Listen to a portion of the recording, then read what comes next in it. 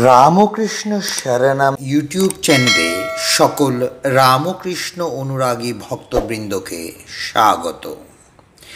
আজ আমরা শ্রী শ্রী মায়ের কিছু কথা শুনব। স্বামী গৌরীশ্বরানন্দ মহারাজ তাঁর স্মৃতিচারণা করেছেন। জননীং শারদাং দেবীং রামকৃষ্ণম জগদ্গুরুম পাদপদ্মে তয়ো শ্রিত্বা প্রণমামি মুহুর্মুহ। বহু লোক মায়ের কাছে দীক্ষা নিয়ে যান আর আমি দেখি। কিছুদিন পরে আমি ভাবলাম আমিও মায়ের কাছে দীক্ষা নেব, কিন্তু মনে সংশয়। কি জানি, আমি তো বেটে, 16-17 বছর বয়স, মা দীক্ষা দিতে রাজি হবেন কি না। মায়েরই এক বৃদ্ধা শিষ্যা মায়ের সেবার জন্য জয়রামবাটিতে থাকতেন। তার ছেলে তখন উকিল। তার সাথে পরামর্শ করলাম। তাকে বললাম, আমার তো দীক্ষা নেওয়ার ইচ্ছা। আপনি তো এখানে সর্বদা মায়ের কাছে আছেন, আপনার কি মনে হয় মা আমাকে দীক্ষা দেবেন?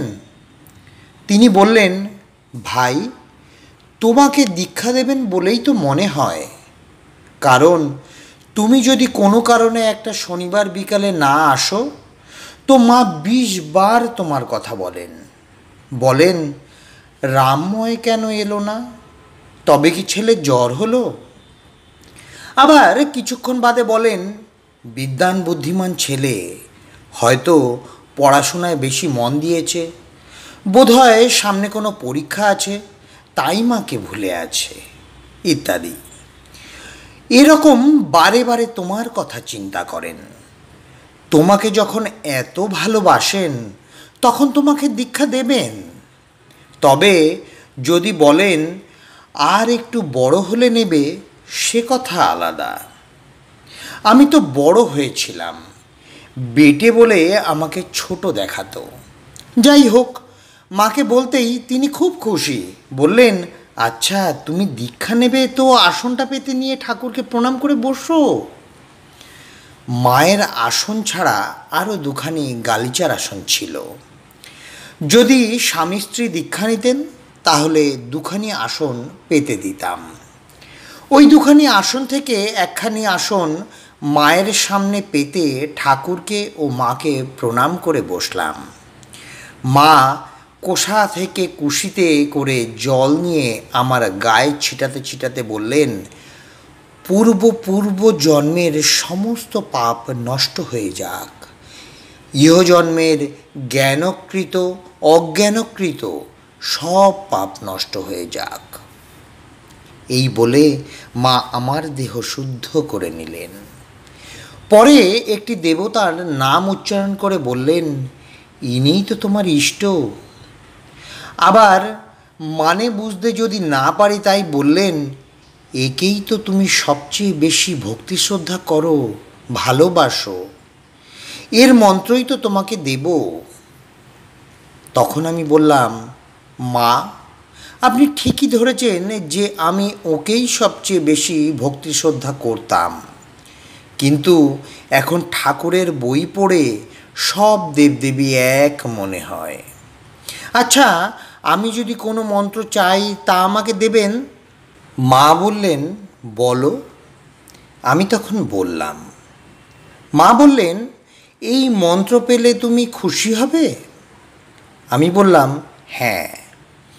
তখন তিনি সেই বীজ মন্ত্রটি শুনিয়ে দিলেন এবং কি করে 108 বার জপ করতে হয় দেখিয়ে দিলেন।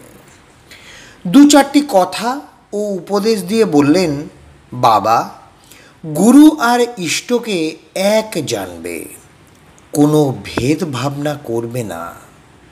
আমি তখন জানতাম না যে দীক্ষান্তে গুরু দক্ষিণা দিতে হয়। তাছাড়া আমার পকেটে সেদিন একটি পয়সাও ছিল না।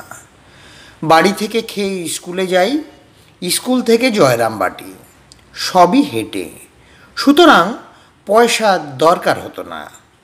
মা কিন্তু দক্ষিণা সম্বন্ধে কিছুই বললেন না।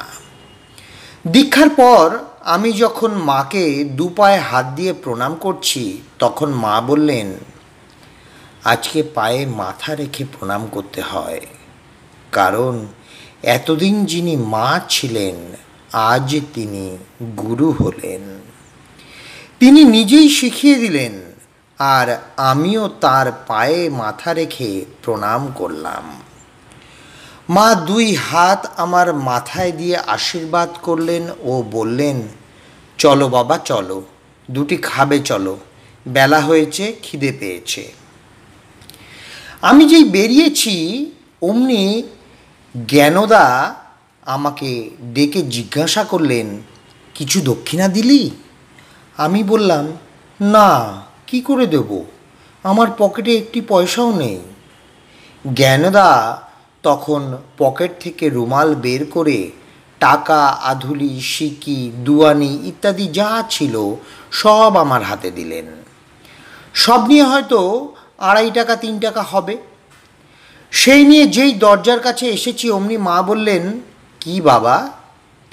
আমি তখন সেই টাকা পয়সা মাকে দেখালাম। তিনি জিজ্ঞাসা করলেন, কোথায় পেলে? আমি বললাম, জ্ঞানদা দিল। তখন তিনি বললেন, আচ্ছা দাও, বলে সেগুলি নিলেন। আমি তখন তার পায়ে মাথা রেখে প্রণাম করতে তিনি মাথায় হাত দিয়ে আশীর্বাদ করে বললেন, চলো, এখন দুটি খাবে চলো।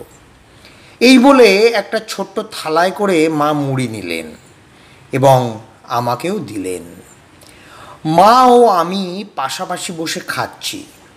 মা মাঝে ওর থালা থেকে মুড়ি তুলে আমার থালায় দিয়ে বললেন, খাও বাবা খাও, বুড়ো হয়েছি, দাঁত নড়ছে, চিবুতে পারছি না।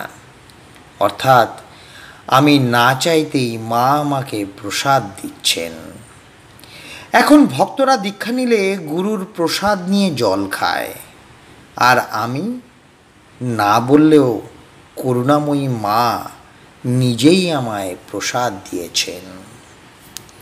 আজকের পাঠের তথ্যসূত্র শতরূপে সারদা, স্বামী গৌরীশ্বরানন্দ মহারাজ। জয় মা সারদা, জয় মা সারদা, জয় মা সারদা।